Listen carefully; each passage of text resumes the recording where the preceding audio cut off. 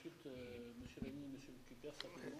Je voudrais venir sur une toute autre question, question d'ailleurs qu'on vous a adressée, qu'on vous a fait connaître suite à votre demande de vous dire sur quoi on allait vous interroger, enfin, etc. Cette question, c'est: la Cour définit-elle la politique budgétaire et donc, au moins pour partie, la politique économique et sociale de la nation? Autrement dit, est-ce que vous jouez un rôle politique? Alors, j'étais stupéfait par la lecture de cette question. Oui. Ah bon? Oui, surtout venant d'un parlementaire. Parce que qui définit la politique dans un pays? C'est le Parlement. C'est le Parlement qui vote la loi. Enfin, qui vote la loi, oui. Oui, qui vote la loi.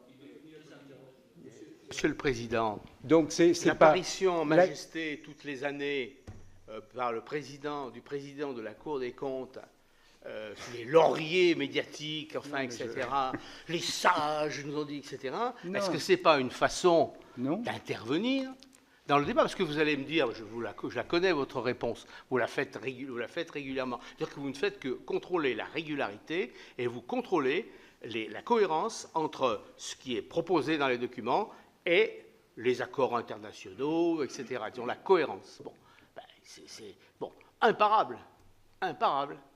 Sauf que vous allez plus loin. Je vois par exemple, vous avez été interrogé par France Inter la semaine dernière. Bon, vous avez, vous voyez, et vous avez dit, Demorand vous dit, oui, mais alors ça va mieux. Bon, est-ce que, vous dit, ah non, ça va mieux, mais c'est à cause de la reprise de la croissance, mais sans effort de structure. Donc ça veut dire que pour vous, même si on avait une politique de relance, même si on avait une politique qui augmenterait les recettes au lieu de faire diminuer les dépenses, vous seriez contre. Non, monsieur le sénateur, parce que l'effort structurel... Ça y ressemble quand même. Hein. Non. Je vous remercie d'ailleurs de la réponse que vous faites. Effectivement, c'est celle que je fais, mais y compris dans l'effort structurel, c'est vous qui le décidez. Vous avez une loi de programmation que vous votez, un programme de stabilité qui est envoyé par la France à nos partenaires européens, dans lequel vous avez tout cela. Vous avez en plus un traité européen qui prévoit ce que Datouet... C'est à vous de vérifier ça? C'est à vous à chaque fois dire, oh là là, dans un ballet d'ailleurs bien réglé, vous dites au gouvernement qu'il faut continuer, etc. Alors lui, il fait semblant de ne pas être content, mais il est très content, enfin, etc.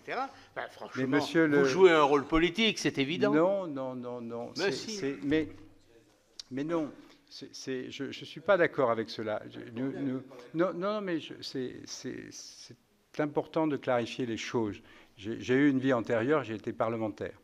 Bon. Et j'ai été toujours soucieux. Qui appliquait la même politique. Vous avez de la continuité dans les idées, ça, on ne peut pas. Non, mais la politique, elle est définie, monsieur le rapporteur, par une majorité politique. Nous ne pouvons pas réagir par rapport au programme de telle ou telle formation politique. Nous, ce qui correspond à la légitimité du pays, c'est le Parlement, qui a été élu au suffrage universel. Bon, c'est lui qui définit la loi.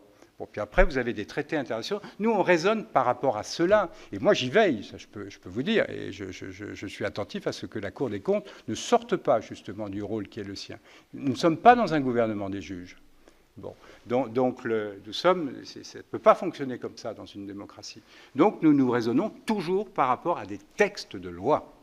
Bon, et les textes de loi sont votés par le Parlement. Alors, sur proposition du gouvernement, le plus souvent, la loi de finances, c'est le cas. Mais vous avez des engagements qui sont pris. Lorsque nous disons l'effort structurel correspond à zéro, nous devons faire ce constat, parce que dans la loi de programmation, il est prévu que l'effort structurel soit plus important. Et puis les traités européens prévoient que l'effort structurel, dans un certain nombre de situations, soit à telle hauteur. Alors, si nous ne le disions pas, nous ne ferions pas notre travail. Alors après, mais vous en faites ce que vous voulez. Bon, d'ailleurs, nous n'avons pas de pouvoir de sanction par rapport à cela. Donc, c'est pas... Lorsque l'avis, je sais que ça a été contesté parfois, lorsque le Haut Conseil des finances publiques exprime un avis, bon, Non, pas du tout. Mais pas du tout. C'est un avis.